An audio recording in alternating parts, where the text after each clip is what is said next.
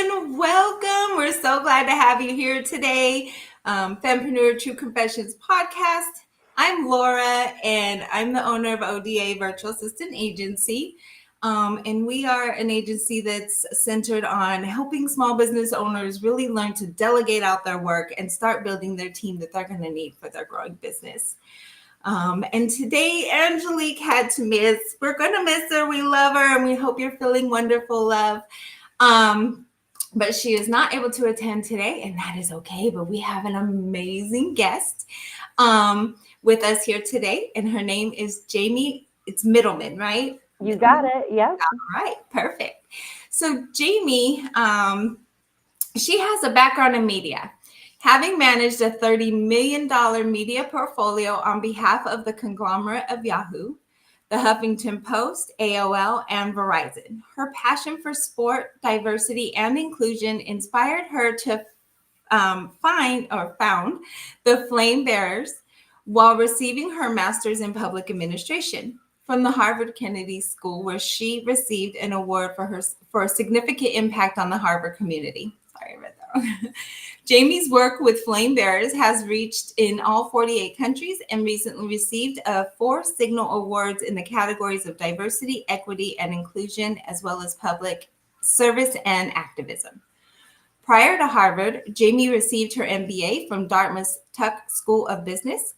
Flame Bearers is the first global storytelling platform celebrating the stories of women Olympians and Paralympians, from household names to unsung heroes around the world. Each featured story highlights the successes, struggles, and social issues that drive the world's most prestigious athletes. Flame Bearers bring these champion stories to life via podcast, video, and live events.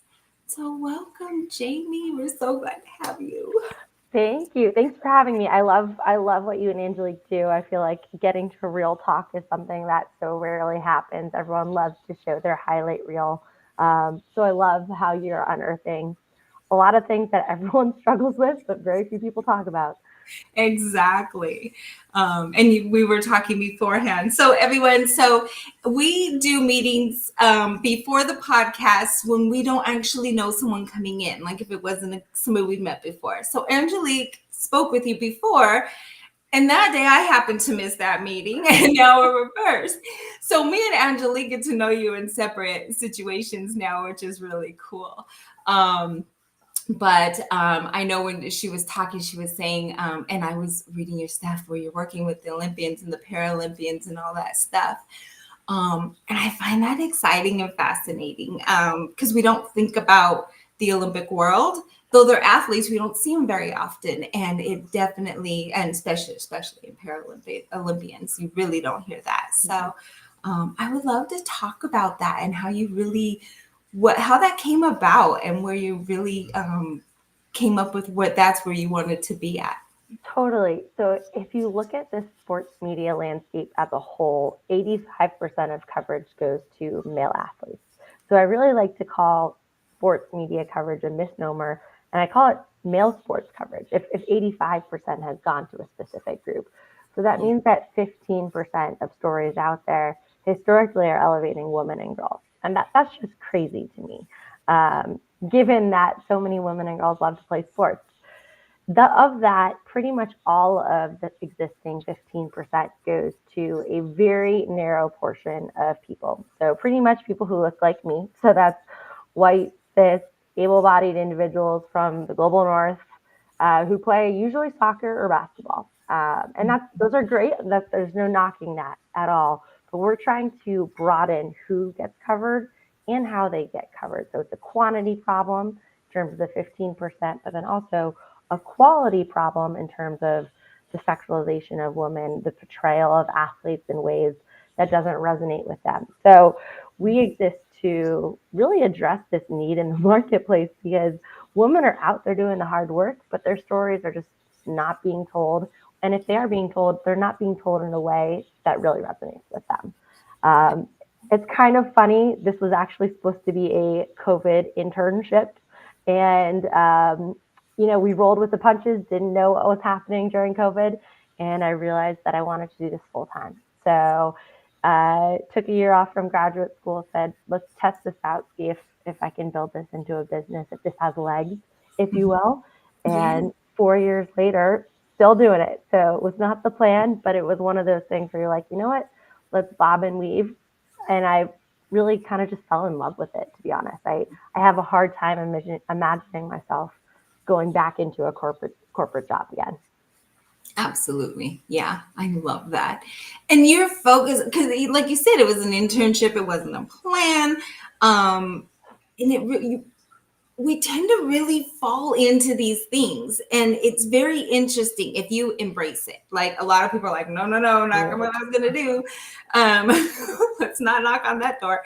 But you really were like, okay, so this is where I was, and this is where this is going. Like you really just let that kind of guide you. And I find that amazing when I'm highly involved in sports. I grew up in an all women family. We were involved in sports, but now I'm in all men house, and they're highly involved in sports. My son played every sport imaginable all the way through, so we were very active in sports, which was not my world. I was the music and the theater and the singing on stage and acting like the big goofy kid all the time. So it was very different. And my son and husband, though we were very musically inclined and we love that, they didn't get as much into that side. And what I used to tell my son was, I really need you to push. I need you to see where the women and the girls around you are really at.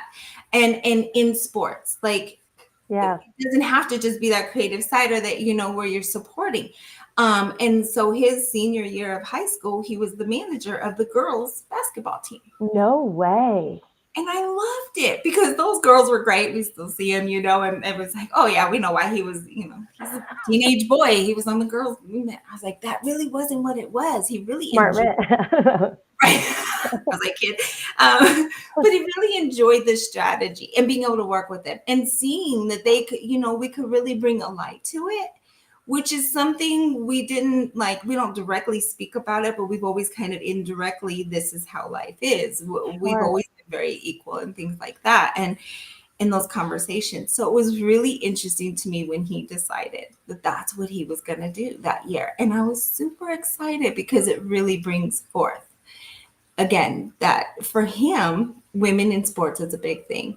And now we're seeing a whole lot more in the women in sports. And I'm like excited. I'm always sitting there and I'm like, look.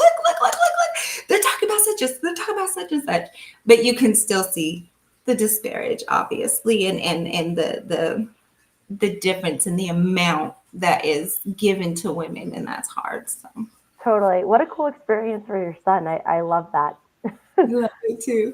It was like, and parents, as a parent, I was like, everyone was like, well, it's the girls' team. And I'm like, I'm okay with that. And then there was a conversation like, you guys are going out on trips. They're going away for overnights and doing things, and they're with coaches. So I would tell them, I'm like, look, the one thing I need you to be is highly respectful. And so that was, what we got to, like, you're going out and doing this. So you just need to learn to be a part of that and not be creepy or be weird or be, those things would come up as teenage stuff. So it helped him in a lot of ways, really seeing the physical side and seeing the women and seeing them be as good as, and then really working and getting to know them and going and hanging out with them and all of that. It taught him something that I couldn't have. Yeah. It's interesting. You mentioned him getting to know these people as humans. So seeing their personalities and going out with them and seeing them, yes, as amazing athletes, but that's what we try to do too, is portray these literally best in the world athletes as humans, as people who have down days and struggles and relationship issues.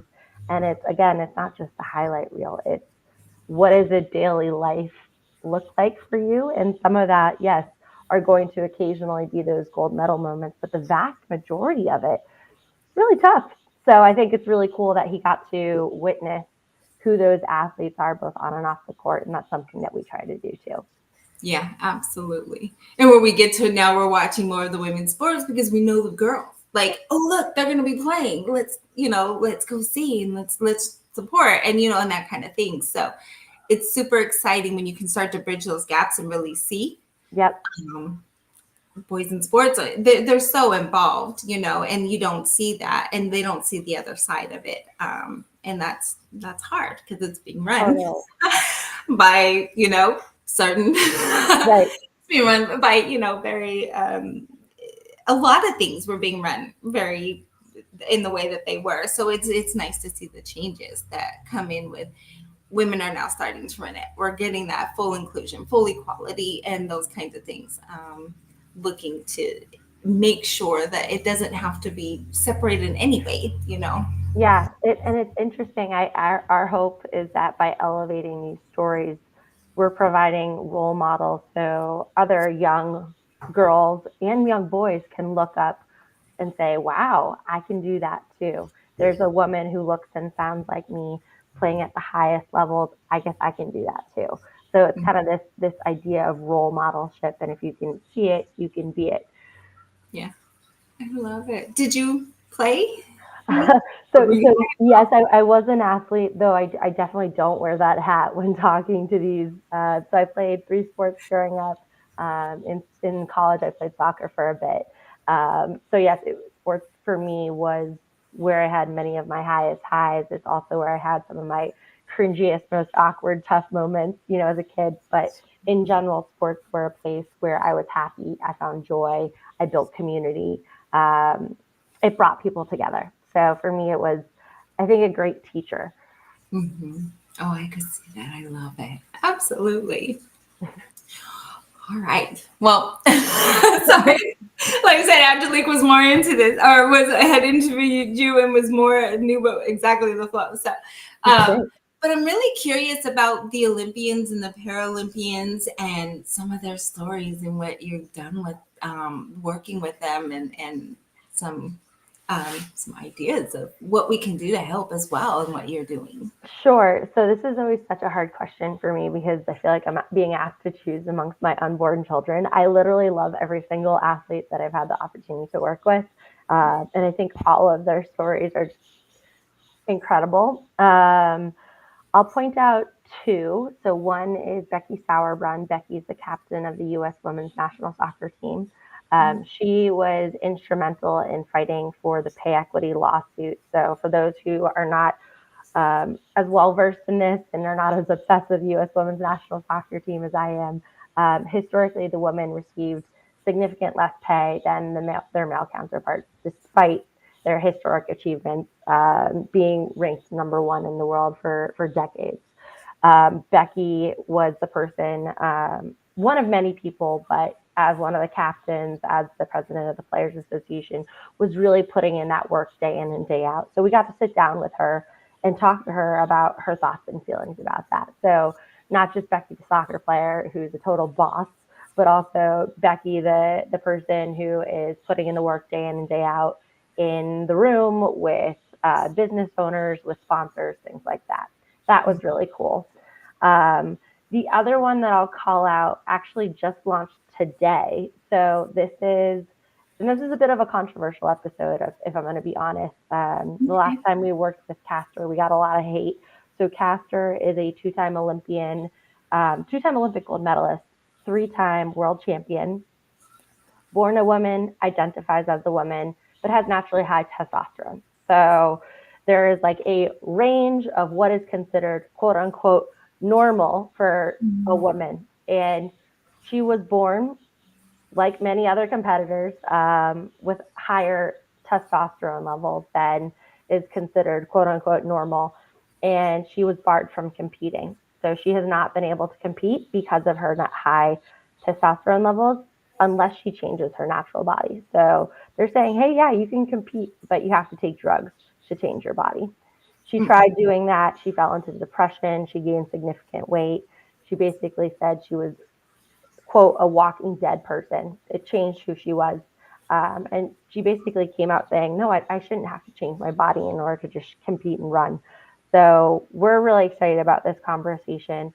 There's her appeal to, it's this massive court case this Wednesday, May 15th, all elevating Castor. And it's basically her appeal saying she should be able to run. She should be compensated for all these years that she has been sidelined because of her natural body.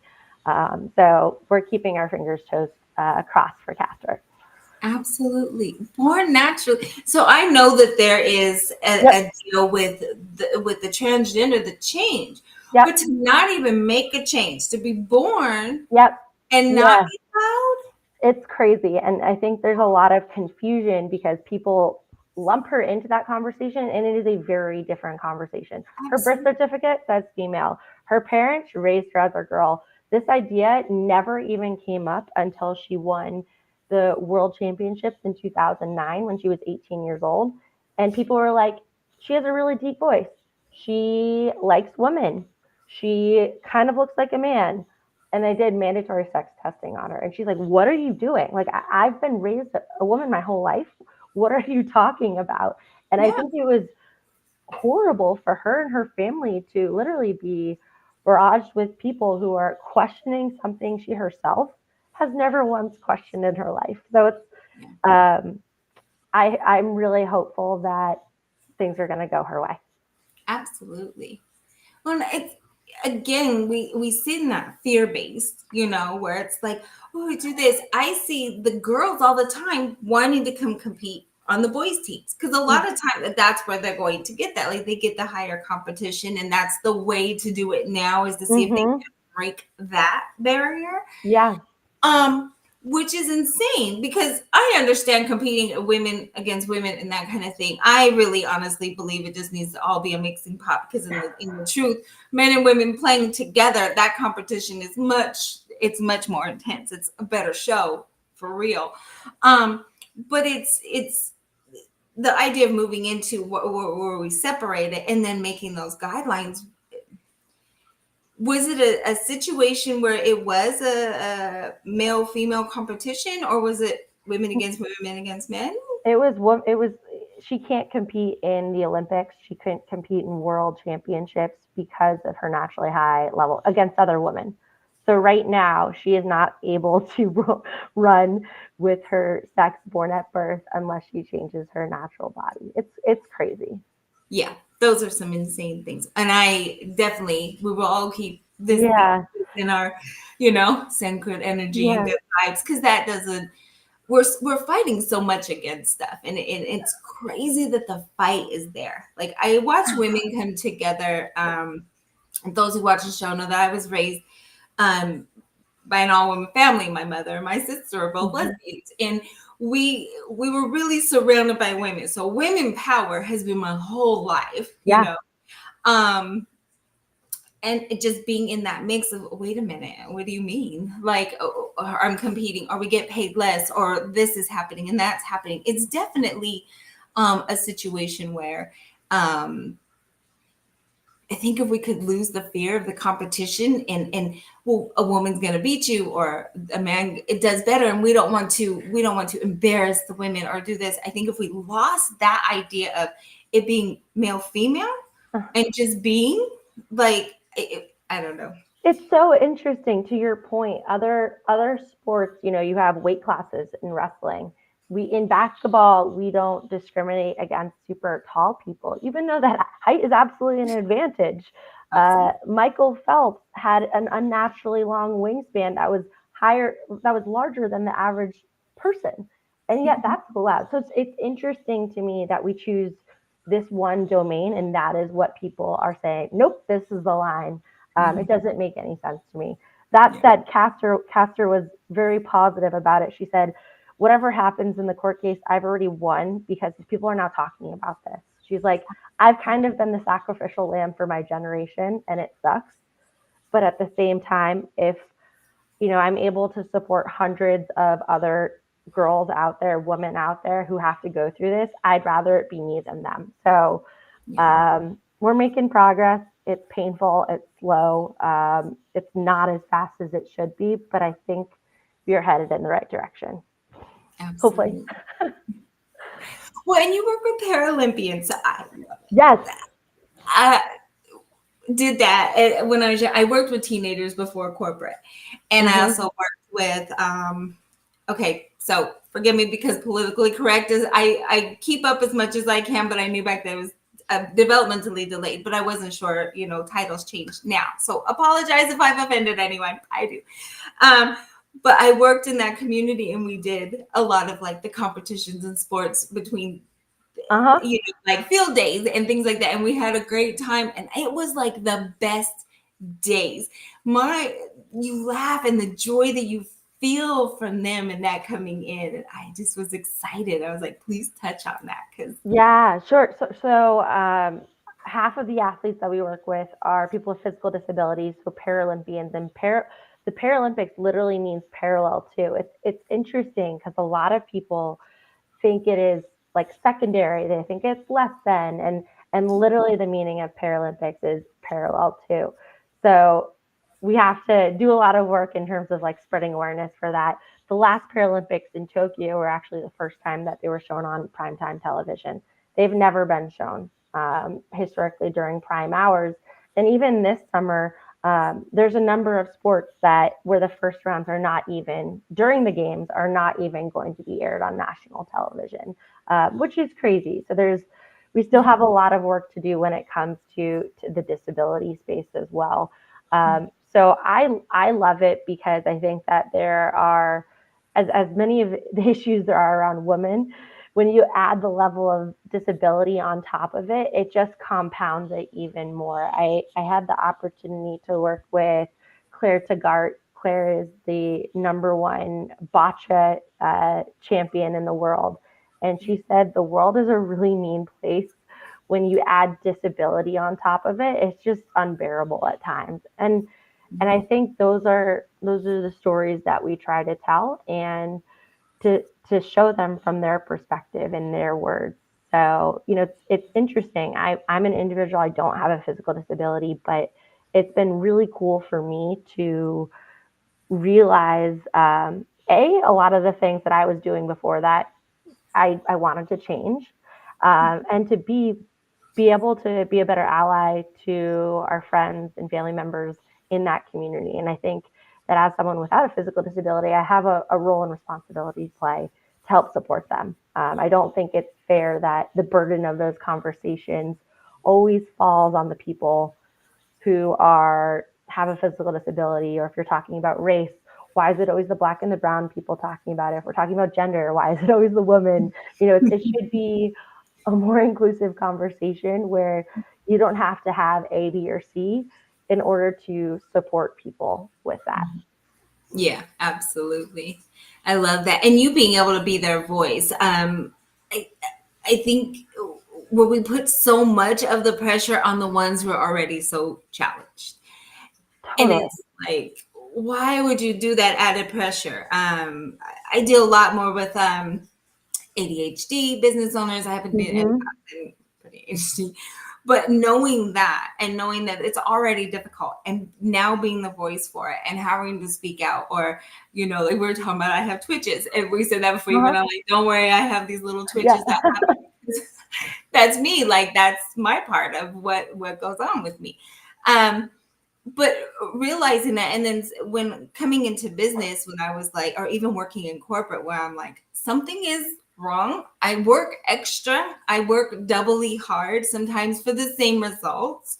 And then I've got to advocate for myself. And I've got to say, hey, this is a struggle, or this is the problem, or this is what happens here. I need this to help me with this. Well, you couldn't really say that in corporate. And seeing that challenge coming into business, it was that same thing where, yes, there's a disconnect. There's a mental problem there, but that's my challenge. I am, I'm 49 years old. I've clearly overcome that shit, Right. So it's not who I am. It's an issue that I have, but it is definitely not who I am and what I'm about. But it drives me. That treatment and that way of being definitely drives me. Yeah. With my family back in the 70s, with them both being lesbians, that was not the greatest thing. And people were like, oh my God, your sister and your mom. And then, I had my own questions. Does that make me? Right. Family, so there were things, but it was a drive. Because when I finally realized that no matter what the problem is, we're now having problems. we're being targeted, or Yep. something is being said, or this is happening. So on top of everything else that you're struggling with, you're being targeted by people who don't believe, who fear, who aren't understanding, scared, don't want change, whatever. Yeah. That makes it the hardest. So those with the voices that don't necessarily have the challenge, Yeah. but still have the voice to help those with the challenge are like, I don't think anybody has any idea how important it is, whether you suffer with a challenge of any kind, to support those that do in a major way, because Yeah. you know. Totally. One of the things you said really resonated with me. You said you are not your thoughts, or your words are not your thoughts. So I have OCD, and that's different than ADHD, but that is very much like defined my career and me too.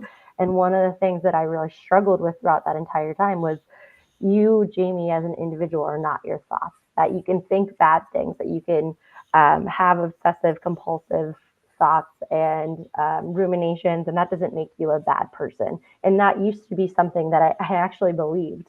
I'd be like, if I think something bad, I'm a bad person. So to your point, you need someone who really doesn't have what you have. In my case, it was my parents and my dad, who was like, no, Jamie, they fact checked my reality, if that makes sense. Yeah. Oh yeah, that makes total sense. You know. I'd be like, is this real? And they're like, absolutely not. But I trusted them more than I trusted myself, because I was able to realize that something was going on. At the time, I had no idea what OCD was, didn't even know it was a condition, but I realized that there was something going on. Right. And I think that's where, so I'm a Gen X, that age. And I think there was a lot, at least within our generation, there were a lot of things.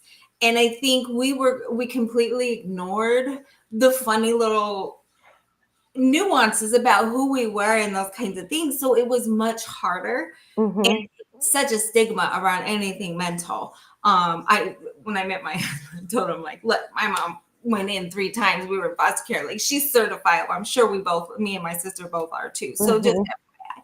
So, but when you have those conversations, and we laugh about it, but there's a reality there. Like, you're coming in and you're saying, like, there are mental health things.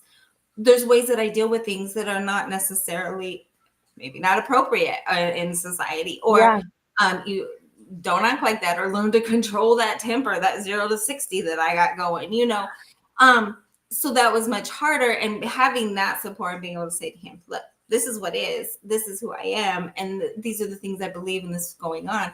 He got used to those things. And we would kid, because I'd be like, all the little things, all the little quirks that you love about me now will drive you crazy in 15 years.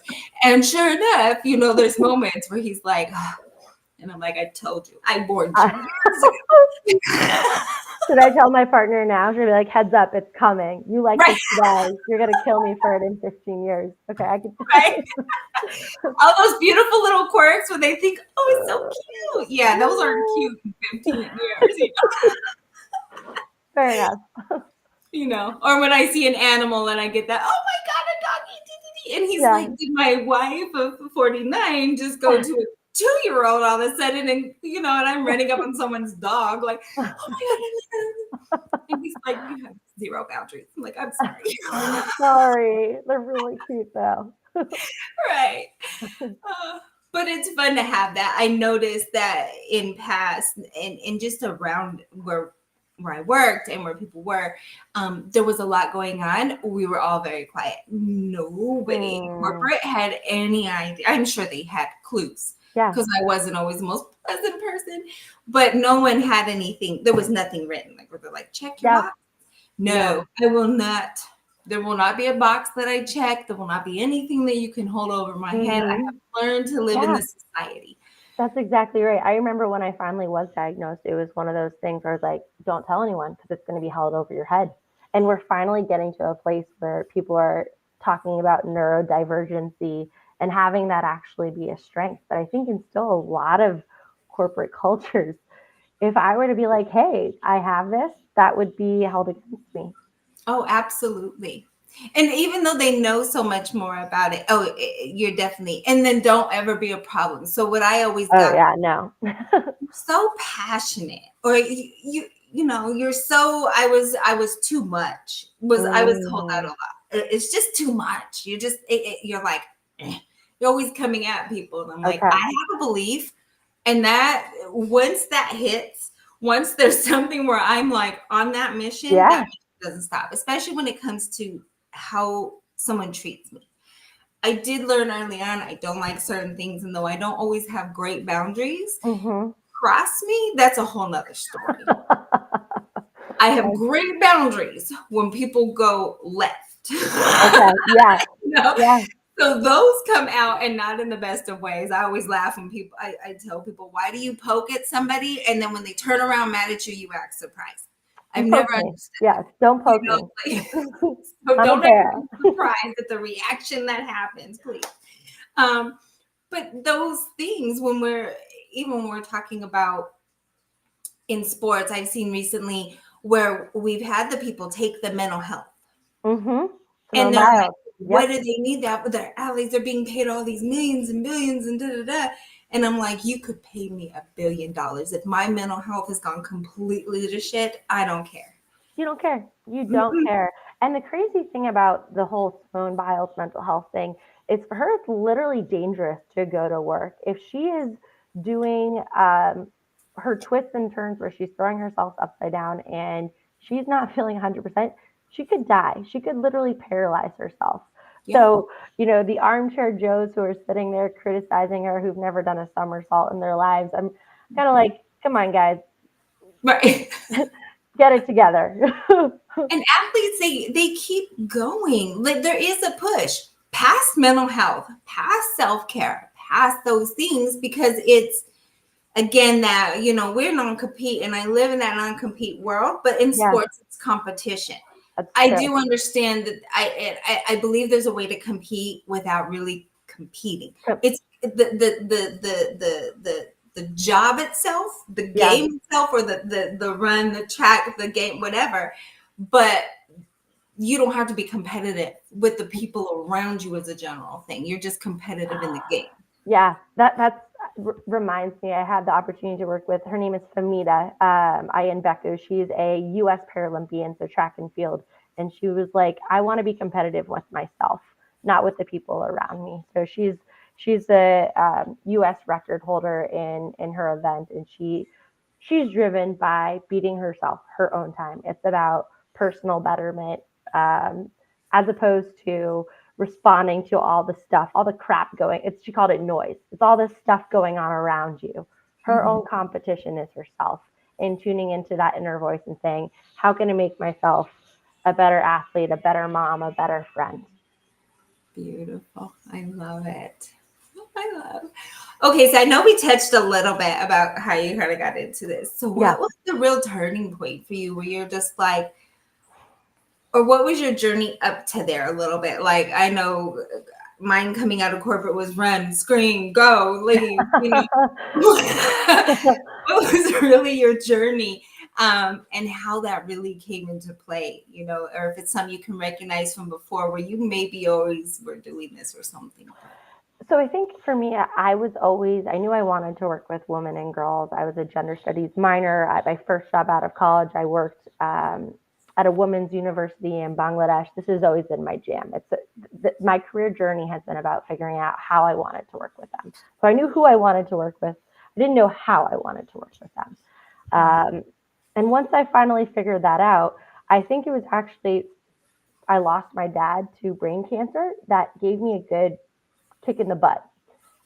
It was that moment where I was kind of like, you got one shot at this thing called life. It's not a dress rehearsal. I want to make sure I'm going for the things that I really want to go for, even if they terrify me, or especially if they terrify me, if they scare you, that's a sign to run towards it. And it was during that time I had started graduate school, and I was in I think a grad school environment is very safe in the sense that you have financial support, you have academic support, you have mentors and advisors around you who you can lean on. So I didn't feel very alone in that environment. So I think I was very lucky that I was in that environment at the time. I also think if I was honestly in a corporate environment like I was, after losing my dad, I probably would have gone totally crazy because it was not a supportive environment where I was. There was a lot of toxicity within the work environment. And I just needed to be in a place that was uplifting and surrounding myself with people who thought similarly. So I think for me, the moment that I had kind of this aha was after losing my dad and realizing that I wanted to do something that I truly loved and I thought that truly mattered. Yeah. Oh, I love that. And that catalyst. Was he highly supportive of your thoughts and ideas about working with women and girls? Always. Yeah. So he was actually my soccer coach growing up. He was always the person to drive me to all of my sports games, was my number one fan and ally in the sports world. My mom was always there too, but that soccer was kind of our thing together, if you will. So I actually never got to talk to him specifically about flame bearers because that came out after him. But his thing was always, Jamie, we're the lucky ones. Do what you want to do. You're not going to go hungry. Yeah. So do something that you feel like you can make a difference in, and that makes you happy. Mm-hmm. It's always great to have that support. We don't hear those stories often enough. That especially the men, the dads, they have daughters. And I think that's when things start to click, like, oh, because now your daughters are going to be treated in a way that you would never have anticipated. And that's, I think there's some catalyst to that with the dads. Yeah. When they're coming in and they're going, oh, if somebody treats my daughter like this, but then it's always that reminder of take a look back because you treated somebody else's daughter. Yeah. You did these things. And yes, somebody's going to do that to your daughter probably, but how you handle and how you live through and what you're teaching now, is much different. And I think that is the one thing I love to see is that when I see the dads and the men come in with the girls, they're going to learn so much more than us just screaming at them from a screen or in a meeting or whatever else.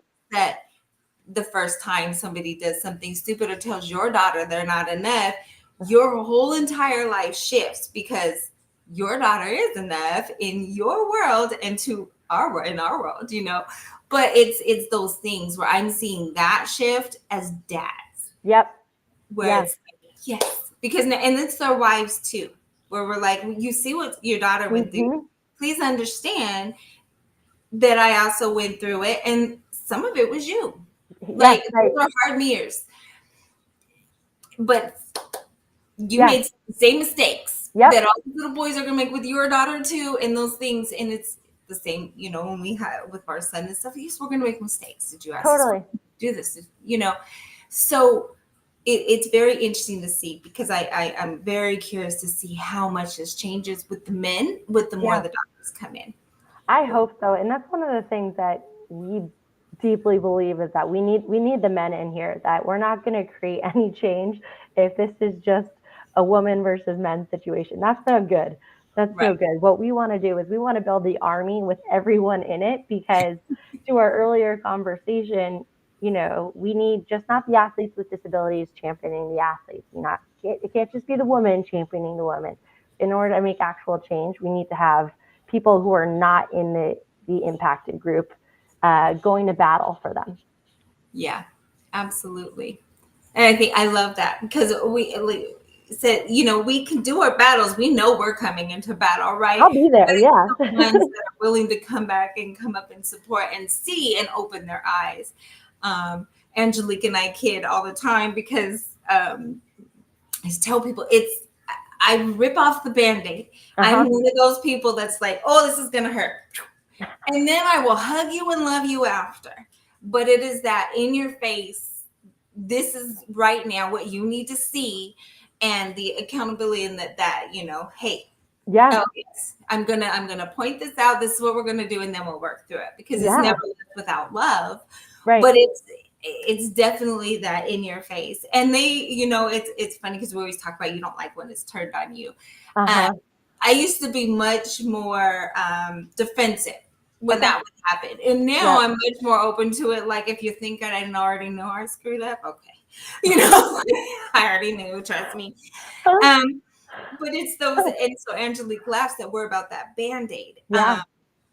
But when with my personality being that way, Yeah. I'm not always good to initiate conversations or to say, because I always come from a mode of, what the fuck is wrong with you? Why would you think that way? Why?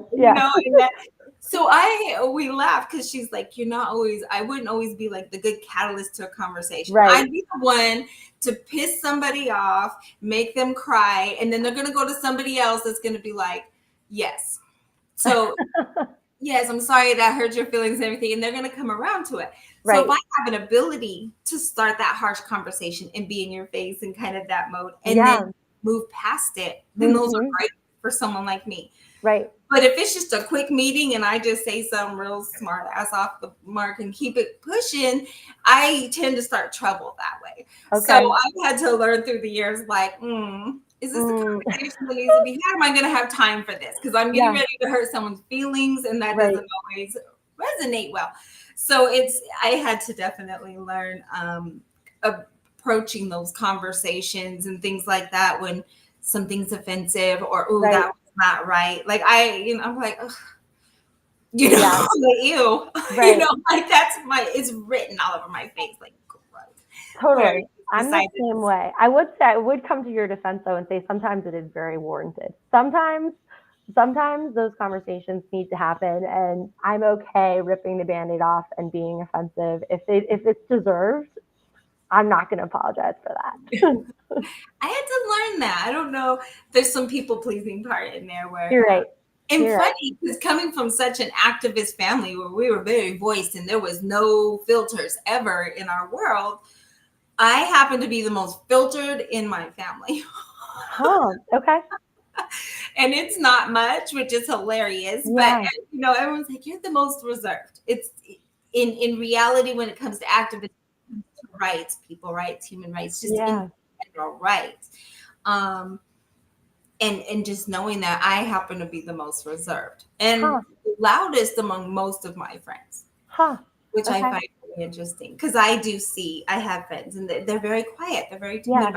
They don't want to rock the boat. It's very awkward to say somebody and make them feel that way. And then awkward. You sit and they're awkward with them. So you're just like, oh, crap. Yeah. And if you can't do that, it just doesn't. Those conversations can't come through the way they need to. So, yeah, I'm like, I'll be the little one, My son's cute because he'll be like, I'll see something and I'll be like,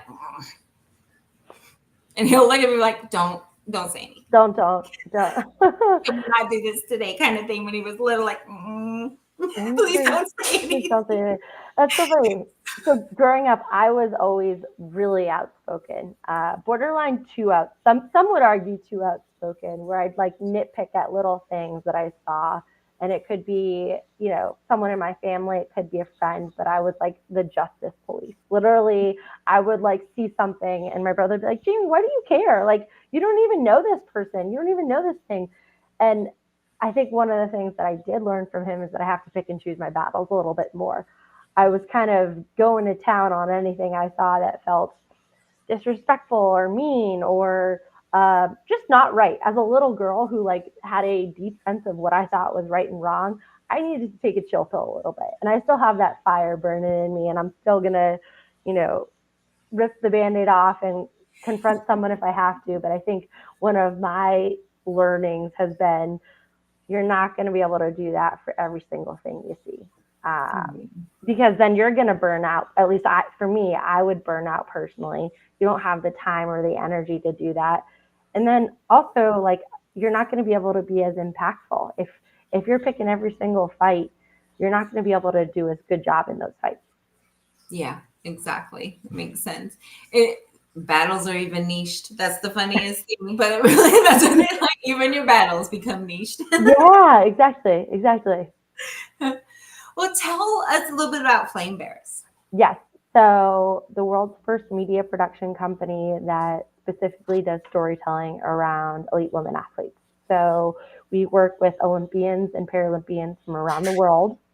To date, we've worked with over 130 Olympians and Paralympians from over 62 countries, and we tell their stories in podcast, video, and live events. So it's all around the goal of centering these badass women and telling their stories in their words. So this is not sports reporting. We're not competing with ESPNW or Just Women's Sports. We're not talking about who beat who. We're talking about who these people are as humans and what they care about. So we are launching our 4th season in June, all around athletes who are competing in Paris this summer, which we're so excited about. We have a rock star co-host.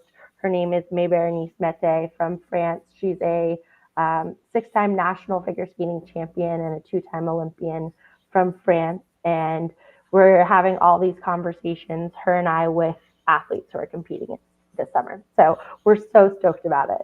Yes, I'm excited. I'm like, oh, you gotta make sure you send all of the stuff for us. You'll have to definitely follow along. We're very, very excited. And I mentioned Caster's episode just dropped today. All the interviews are audio and video, so you can either watch it on YouTube or tune in on your preferred podcasting player. Perfect. And for our audience, just so you know, when we post into Spotify. We also put the show notes in. So all the links for everything we mentioned and all the information will be in the show notes. So make sure that you check those out to get all the information that you'll need. And we did not talk about this, Jamie. And I was just trying to kind of look, but I didn't want to be like busy while you were talking. So I didn't look to see if there was a freebie or an offer or a link or something you wanted for the audience. Mm-hmm.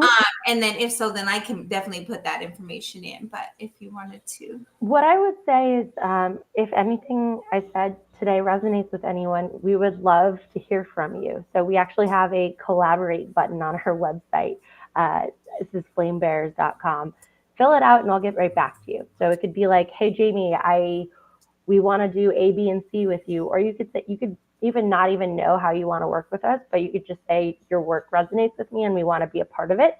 Fill it out and we'll get right back to you. We are building our community and every person counts. Perfect. That'll work. All right. And again, we will have all the links, all the things, and all the places for everybody. Super excited. I know we're getting close to time. I want to wrap up. I really, I love everybody. This is a prime example of really what we do as women in non-compete, what we can accomplish when we're all coming together and really making that focus. And I love having you here because the areas that you're in, I think are now big areas that are coming into play. We're seeing so much stuff going on with women and their stories and things coming out. And if we can get that pushed through where they can really just be seen and be known, we know that when women succeed, the world succeeds and thrives. Women definitely, especially in business and things they do, they give more to their communities. Sorry, the statistics are real. I can't fight the numbers, guys. But when women succeed, communities thrive even more. So we are here. We're here for that mission. You can't get rid of us. We've got mouths, very loud ones, and we're here to support each other. So definitely love that. I love that. But all right, I think we're getting close to that time. Is there anything else you'd love to say to the audience or wanted to kind of just that I love what you're doing. I think what you and Angelique has built and are continuing to build is incredible. And we would love for anyone listening to join our community as well. Absolutely. We love that as well. So go ahead, find them, get joined up, subscribe, do all the things. You can hang out with us on Spotify and Anchor and YouTube and all the places as well. And we hope to see you next week. Oh, next week's guest. Hold on. That's what I didn't have. Hold on. Everybody, sorry. Her name is Mana Sembi. And we don't have a full bio really on her, but she works, it's Dr. Manasimbi, ND. And she does neuropathic functional medicine doctor stuff. She's the founder of Cognitive Resilience. And she has a focus on hormonal, metabolic, and brain health, along with prioritizing genetic and genomic, epigenetic, and functional lab testing. So she's really in that world and holistic, and we are looking forward to seeing her next week. So she will be here, and we hope you all had fun, and will join us again soon. Thanks, everyone.